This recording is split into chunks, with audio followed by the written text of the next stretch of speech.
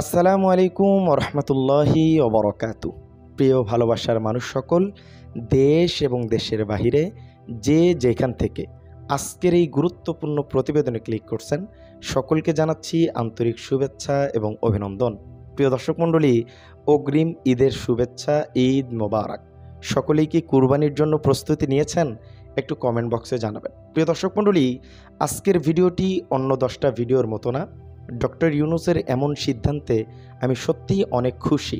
আজকে আপনাদেরকে সারা দিনের প্রায় 20-22টার মতো প্রতিবেদন আজকের এই এক ভিডিওতে আমি কাভার করার চেষ্টা করব। খুবই গুরুত্বপূর্ণ অনেক বিষয় উঠে আসবে আজকের ভিডিওতে। অনুরোধ এতটুকুই, পরিপূর্ণ ভিডিওটি দেখবেন, বুঝবেন, তারপরেই আপনার মূল্যবান মতামতটি কমেন্ট করে জানাবেন। তার আগে ভাই এবং বোনেরা, চ্যানেলে যারা নতুন আসছেন, দয়া করে চ্যানেলটি একটু সাবস্ক্রাইব করে দেবেন। প্রিয় দর্শক মণ্ডলী, 9 মাস যাবৎ ডক্টর ইউনূস ক্ষমতায়, অনেকগুলো হার্ড লাইনে তিনি গিয়েছেন, অনেকগুলো অ্যাকশন তিনি নিয়েছেন, কিন্তু এবারের অ্যাকশনটা একটু বেশি কঠিন। এবং তিনি যে অ্যাকশনটা নিয়েছেন সেটা শোনার পর আপনারা সবাই খুশি হয়ে যাবেন। সব জায়গাতেই এরকম অ্যাকশন চলবে আগামী জুলাইয়ের আগ পর্যন্ত। আর এইভাবে যদি চলতে থাকে, যে সরকারই বাংলাদেশে আসুক তার অবস্থা খুব একটা ভালো হবে না, তার জনগণের জন্যই কাজ করতে হবে। বুঝতে পারছেন? তো চলেন ভিডিওগুলো একাধারে শুরু করছি, মনোযোগ দিয়ে শুনতে থাকেন। প্রথমেই একটা নিউজ দিয়ে শুরু করব যে আগামীকাল থেকে শুরু হচ্ছে পবিত্র হজ। আলহামদুলিল্লাহ, যারা হজ করবেন বা যারা সৌদি আরবে আছেন, আপনাদের কাছে আজকের এই ভিডিও থেকে আমি একটা মেসেজ দিতে চাই। আমি শারীরিকভাবে আমি খুবই অসুস্থ, আমার গলাতে প্রচণ্ড পরিমাণে সমস্যা। আপনারা আমার নাম ধরে একটু আমার জন্য দোয়া করবেন। আল্লাহ পাক রব্বুল আলামিন যেন আমার গলাকে, আমার কণ্ঠকে আগের মতো করে দেন এবং আমাকে সুস্থতা দান করেন। সবাই একটু আমার জন্য দোয়া করবেন। চলেন প্রতিবেদনটি শুরু করছি। প্রথমেই এই যে গতকাল যে বিএনপি এবং বিভিন্ন দল ডক্টর ইউনূসের সাথে আলাপ আলোচনা করেছেন, সেখানে অনেকগুলো বিষয় উঠে আসছে। আমরা একে একে আপনাদের কাছে সেই বিষয়গুলো ক্লিয়ার করব। প্রথমেই আমাদের উপর মনক্ষুণ্ণ হবেন না, আমাদের চেয়ে বেশি সমর্থন কেউ দিয়েছে বলে জানি না। সালাউদ্দিন সাহেব সমর্থনও দিয়েছেন এবং আপনারাই বেশিরভাগ কথা ডক্টর ইউনূসকে নিয়ে বলেছেন, এটাও বাস্তব, ওটাও বাস্তব। তো যাই হোক, এবং জামাত ইসলামের সেক্রেটারি শফিকুল ইসলাম মাসুদ ভাইয়ের একটা কথা নিয়ে খুব তর্ক বিতর্ক হচ্ছে। এখানে আপনাদের মতামতটা আমি চাচ্ছি। আমি ছোট মানুষ, আমি অত বড় মাথা না, আমি কিছু বলবো না। দেখেন, আপনি যদি আমাদেরকে জামাতকে শত্রু মনে করেন, তাহলে প্রকৃতপক্ষে আপনি কোরআনের শত্রু হিসেবে চিহ্নিত হবেন। এই কথাটা বলা কতটুক যৌক্তিক বা কতটুক অযৌক্তিক, এই দাবিটা আপনাদের কাছেই রাখলাম। আপনারাই এটার উত্তরটা দিবেন ইনশাআল্লাহ, যে তিনি ঠিক বলছেন নাকি ব্যাঠিক বলছেন। দলের ভিতর অনেক ধরনের মত থাকতে পারে, সেটা কোরআন হাদিসের বাইরেও থাকতে পারে। তো তার মানে জামাত ইসলামকে শত্রু মনে করলেই যে কোরআন হাদিসের বিরুদ্ধে চলে যাবে, বিষয়টা কি এমন? একটু জানাবেন। আর হাসিনা আপার যে পায়জামা গরম হয়ে গেছে, ডক্টর ইউনূস যে সিদ্ধান্ত নিয়েছে, সেই সিদ্ধান্তটি কি একটু পরে আসতেছি। অনেকগুলো গুরুত্বপূর্ণ প্রতিবেদন, তো আপা প্রচণ্ড লেভেলের খেপছে। এইভাবে যদি করা হয় তাহলে আপার অস্তিত্ব বাংলাদেশে আর টিকে থাকবে না, বুঝছেন? সাথেই থাকেন, জানাচ্ছি। তারপরে ভিপি নূর ভাই সেখানে ছিলেন গতকালের বৈঠকে। তিনি এসে যেটা বলছেন যে 3টি দল বাদে বাকি সব দলই ডিসেম্বরের আগেই নির্বাচন চেয়েছে। এখন গ্রহণযোগ্য দল কোনটা? বিএনপি, এনসিপি, ভিপি নূর ভাইয়ের দল, জামাত ইসলাম, এগুলোই তো। আর বাকি যে দল আছে, এরা কি জীবনে কেউ নাম শুনছে? তো সেই দলকে টাকা দিয়ে কিনে নির্বাচন চাওয়ালেই যে বিষয়টা হয়ে গেল, বিএনপি কি বলতেছে এটাই হচ্ছে মুখ্য বিষয়, কারণ সে হচ্ছে বড় দল। তো 3টি দল বাদে সব দলই নির্বাচন চেয়েছে। এবং জামাত ইসলামের আরেকজন নেতার একটি বক্তব্যকে কেন্দ্র করে আরও অনেক কথা হচ্ছে। তিনি বলছেন, ছেলে মেয়ে 5ম শ্রেণী পাশ করলেই ছাত্র শিবিরে ভর্তি করার আহ্বান জানিয়েছেন জামাত ইসলামের একজন নেতা। তো এটাকে আপনি কতটুক সমর্থন করেন সে বিষয়ে একটু জানাবেন। আর একটা প্রতিবেদন, ছাত্রদল নেতার গুদামে 56 বস্তা ভিজিএফের চাউল পাওয়া গেছে আর কি। এটা আমার কথা না, প্রতিবেদন বলতেছে, বুঝছেন? এই যে জামালপুরের সরিষা বাড়িতে আর কি এই ঘটনাটা ঘটছে। তো যাই হোক, এবার আপা যে কর্মকাণ্ড করছে সেই বিষয়টাতে আমরা আসতেছি। প্রথমেই আপার মুক্তিযুদ্ধের চেতনা নিয়ে অনেক কান্নাকাটি, অনেক ধরনের কথাবার্তা, তাদের ভাতা টাতা দিয়ে এলোমেলো অবস্থা। তার মন্ত্রিসভার সবাই মুক্তিযোদ্ধা, একটা অন্যরকম ভাইব তোলার চেষ্টা। তো সেই জায়গায় সরকার হাত দিয়েছে। 90,000 ভুয়া মুক্তিযোদ্ধা বছরে ভাতা সম্মানে নিচ্ছেন 24,000 কোটি টাকা। চিন্তা করছেন? 2400 কোটি টাকা, সরি আমার বলতে একটু ভুল হয়েছে, 2400 কোটি টাকা, 24,000 না। এতগুলো টাকা শুধু ভুয়া মুক্তিযোদ্ধারাই নিত, আপা দিত আর কি।